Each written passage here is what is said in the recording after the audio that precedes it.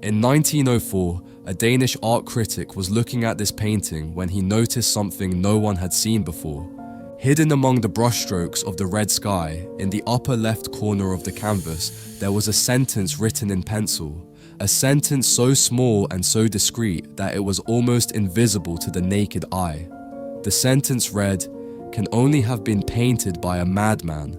For more than a century, that inscription was one of the greatest mysteries in the art world.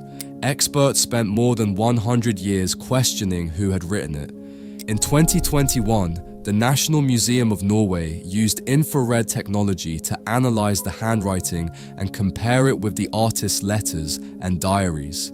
And the answer they found resolved one of the greatest mysteries that surrounded this painting for more than 100 years. This work is called The Scream. It was painted by the Norwegian artist Edvard Munch in 1893, and today it is held at the National Museum of Norway in Oslo. The Scream is one of the most recognizable images in the history of art. Its central figure, with its mouth wide open and hands pressed against its face, has become the universal symbol of human anguish. However, there is something about this painting that most people do not know.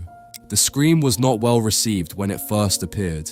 On the contrary, it was a deeply controversial painting that provoked furious criticism and that even led people to question the artist's mental health. Munch was born in Norway in 1863, and his childhood was marked by tragedy from the very beginning. His mother died of tuberculosis when he was 5 years old, and at 14, he watched his older sister Sophie die of the same disease.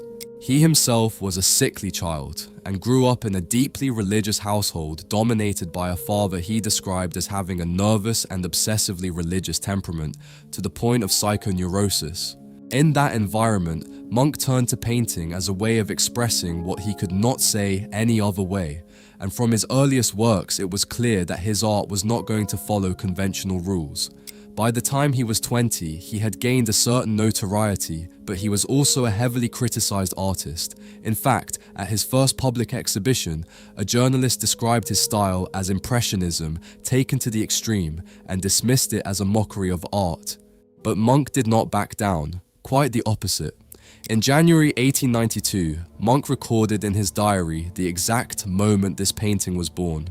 He wrote that one afternoon he was walking along a path when he stopped to contemplate the Oslo fjord.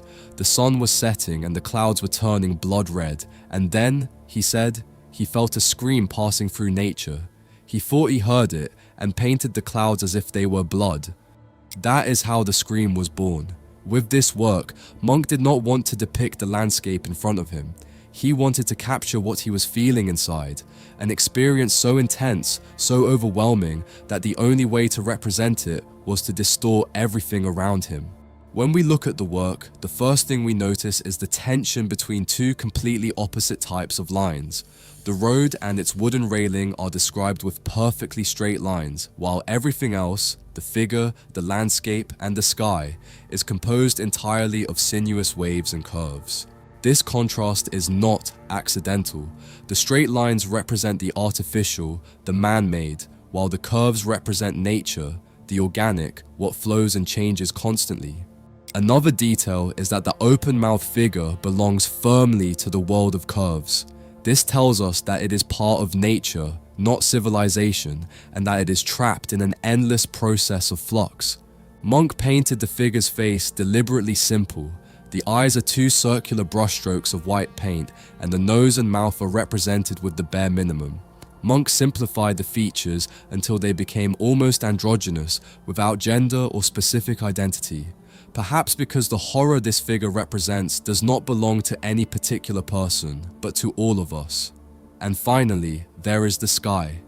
Munch used a combination of oils, pastels, and tempera to create that whirlwind of oranges, reds, yellows, and greens that dominates the upper part of the canvas.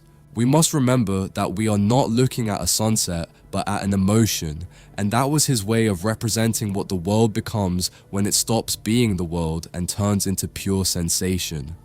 When Munch exhibited this painting for the first time in Oslo in 1895, the public reaction was one of shock and rejection. The central figure, with its expression of terror, was interpreted by many as a sign of the artist's mental instability. At a debate evening at the Oslo Students' Association, a young medical student named Johan Scharfenberg took the floor and publicly stated that Munch's paintings were proof that the artist was not of sound mind. Munch was present that night, and that comment marked him deeply. He returned to that moment again and again in his letters and diaries for years, and it is in this context that we must read the inscription. But before we continue, I would like to remind you that this painting is available for you to add to your collection. In the link in the description, you will find our catalogue where you will have access to more than 900 carefully selected works so you can choose your favorites and begin your own art collection. Shipping is completely free, and by purchasing from the store, you will be supporting me enormously in continuing to create videos like this every week. In 2021, the National Museum of Norway confirmed that after analyzing the handwriting with infrared technology and comparing it with Munch's diaries and letters, it was the artist himself who wrote those words on his painting. It is worth mentioning that Munch painted 4 versions of the Scream between 1893 and 1910. However, of the 4, only the original 1893 version contains this inscription.